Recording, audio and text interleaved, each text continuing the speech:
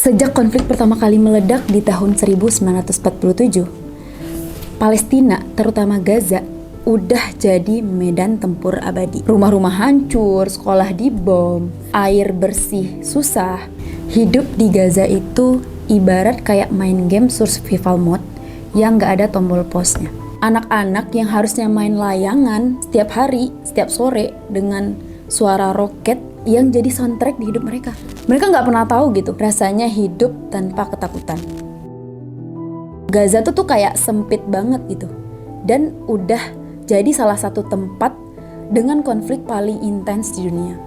Tahun 2025 ini, mereka masih berjuang buat bertahan hidup di tengah blokade, serangan, dan kehilangan. Nah, bisa kebayang nggak? Lahir, tumbuh, bahkan meninggal di tempat dengan situasi kayak gitu.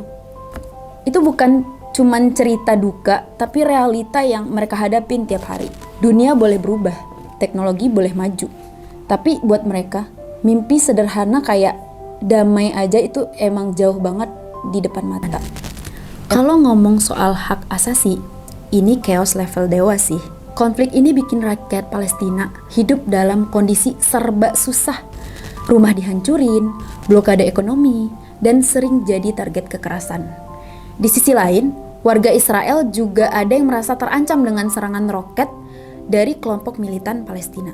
Tapi, kalau dilihat lebih luas, Palestina lebih sering jadi korban ketidakadilan karena hidup mereka kayak terkunci di tanah sendiri. Perjanjian Balfour yang menjadi awal mula semua drama genosida di Palestina. Jadi ceritanya begini. Deklarasi Balfour ini adalah surat singkat tapi bikin ribet.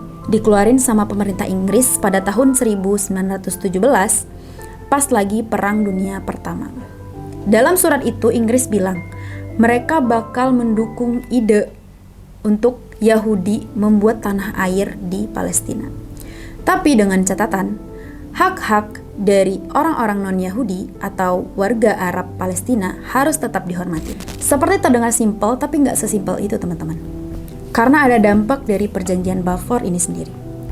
Disinilah terjadi ketegangan antara bangsa Arab dan Yahudi. Warga Palestina merasa dikhianatin karena mereka nggak pernah dimintai pendapat soal ini. Akhirnya, konflik antara Arab dan Yahudi di Palestina itu mulai meledak-ledak. Ini juga jadi landasan berdirinya negara Israel. Balfour ini jadi dasar legal buat gerakan Zionisme internasional. Imigrasi Yahudi terus meningkat sampai akhirnya Israel dideklarasikan pada tahun 1948. Perjanjian ini bukan cuman soal dokumen, tapi awal dari kehilangan hak-hak warga Arab di Palestina.